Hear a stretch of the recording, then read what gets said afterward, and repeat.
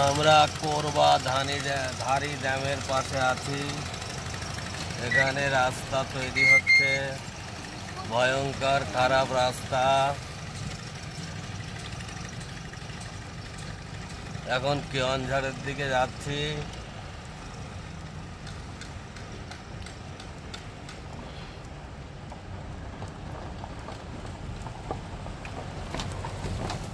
বাহ, নাট বলতে ঢিলাই যাবে।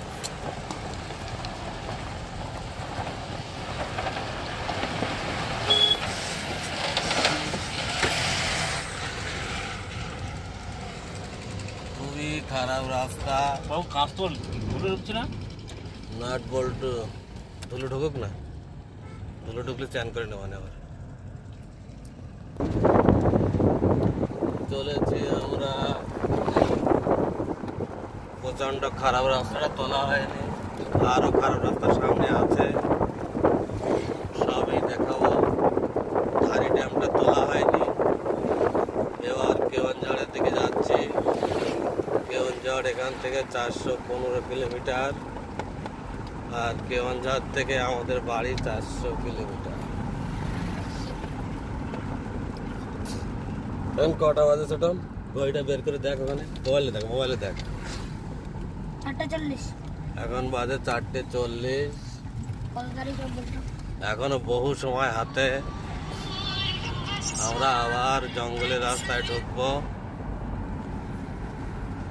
এবার যাচ্ছি কেওয়ানঝড়ে, কোরবা থেকে কেওয়ানঝড়ে। এই রাস্তাগুলো যখন তৈরি ছিল না তখন মানুষ আরো দ্রুত বেগে যেত, আর এখন রাস্তা তৈরি হওয়ার কারণে সব জায়গায় পাহাড়ি জঙ্গলের রাস্তায় বহু রাস্তা তৈরি হচ্ছে। আর রাস্তা তৈরি হওয়ার কারণে বহু রোডের অবস্থা খুবই খারাপ। এই দেখুন রাস্তা তৈরি হচ্ছে, কনস্ট্রাকশনের মধ্যে আছে এইগুলো। তো স্বাভাবিকভাবে এইসব রাস্তা খারাপ হয়ে যাচ্ছে। ধারি ড্যামের ক্যানেলের সাইড দিয়ে আমরা যাচ্ছি। আসছে কিনা ক্যানেলটা জানি না, দেখি একটুখানি দেখাতে পারি কিনা, দেখছি, চেষ্টা করছি দেখানোর। এইটার পরে এই ড্যামের জলটা আপনারা এখনো দেখতে পারেননি বলে মনে হচ্ছে। এর পাশেই সেই ড্যামের জলটা যাচ্ছে। ক্যামেরা দিয়ে দেখানো গেল না, তবু চেষ্টা করছে। দেখুন এই সাইড দিয়ে যাচ্ছে ড্যামের জলগুলি।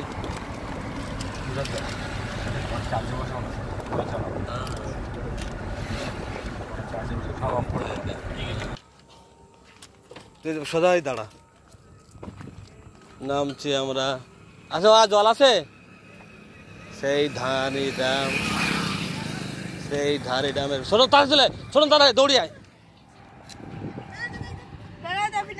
দেখো সেই ধারি ড্যামে, দেখুন আমরা ধারি ড্যাম পার করে আসলাম। ধারি ড্যামের জল দেখুন, ড্যামের জল ছাড়া হয়েছে, কি সুন্দর জল যাচ্ছে। আর ছোটন খালি গায়ে, সেই খালি গায়ে থাকে সব সময়। হ্যাঁ, এ সব সময় খালি গায়ে থাকে, ওর কোনো ব্যাপার না। আমিও খালি গায়ে আছি। দেখুন সেই ধারি ড্যামের জল দেখুন। সূর্য পশ্চিমে অস্ত যাচ্ছে, এখন 4:30 মতো বাজে। আমরা চলেছি কেওয়ানঝড়ের দিকে, আর দেরি করা যাবে না। এবার আমরা আবার চলে যাব কেওয়ানঝড়ের দিকে। কেওয়ানঝড় থেকে আমরা কালকে বাড়ি ফিরব, অর্থাৎ কালকে আমরা বাড়ি যাচ্ছি। কীভাবে চলছে লরিগুলি। এবার আমরা যাচ্ছি বাড়িতে, আমরা যাচ্ছি। সুন্দর, এখানে দাঁড়া।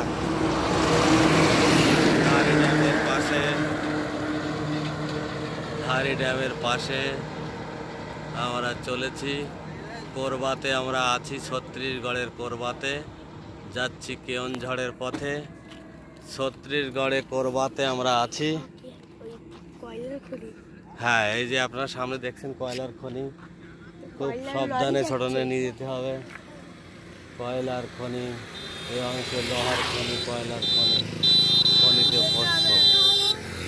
এই ধানি ড্যামের মাছ সামনে বিক্রি হচ্ছিল, ধানি ড্যামের সামনে মাছ বিক্রি হচ্ছিল।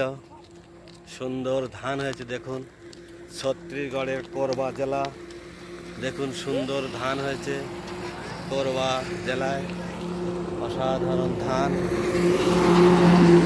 সূর্যমাথা এই পড়ন্ত বিকেলে আমরা চলেছি কেওনঝড়ের দিকে। সুন্দর দেখুন, দেখুন। আর ছোটন শুধু বদমাইশি আর বদমাইশি। হ্যাঁ, এবার আবার চলেছি কেওনঝড়ের দিকে। এবার আমরা আবার চলেছি। দেখুন কোরবা ডিস্ট্রিক্টে কত সুন্দর ধান হয়। সমস্তটাই জঙ্গলে ঘেরা, প্রায় 80% জমি জঙ্গলের ভিতরে এই কোরবা ডিস্ট্রিক্টে। চলেছি আমরা ধানি ড্যামের পাশ দিয়ে কোরবা এই কেওনঝড়ের উদ্দেশ্যে। দেখুন একটি মোটরসাইকেলে কত লোক যাচ্ছে।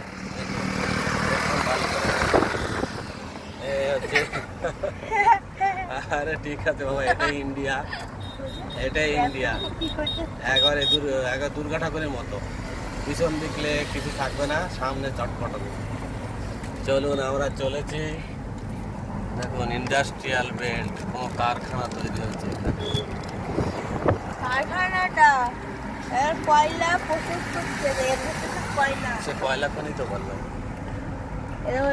কালো কালো হয়েছে কয়লার জন্যই। তখন দেখছিলাম ওই যে মালগাড়িতে লোড হচ্ছে, এই যেমন কয়লার খনির ভেতরে মালগাড়ি ঢুকে যায়। চলেছি আমরা কেওনঝড়ের দিকে কোরবা থেকে। দেখুন কোরবা, এখন বন্ধ হয়ে কোরবা ধানি ড্যামের পাশ দিয়ে চলেছি। এখনো চলেছি আমরা সেই ধারি ড্যামের পাশ দিয়ে।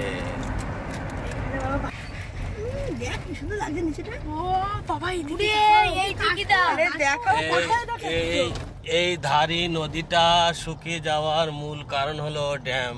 ড্যামে যেহেতু জল রাখছে, সেহেতু এই ধারি নদীটা শুকিয়ে গেছে।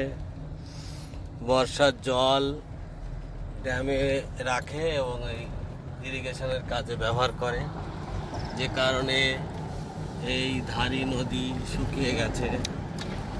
কি সুন্দর সন্ধ্যেবেলা, এত সুন্দর জিনিস যা জীবনে আর দেখা হতো কিনা সন্দেহ। দেখুন কি সুন্দর, অসাধারণ।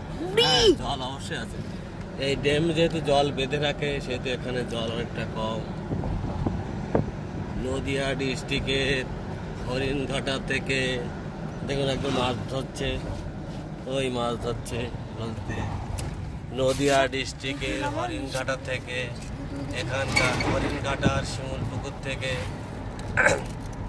এই ধারি ড্যামের দূরত্ব হবে 815 কিলোমিটার।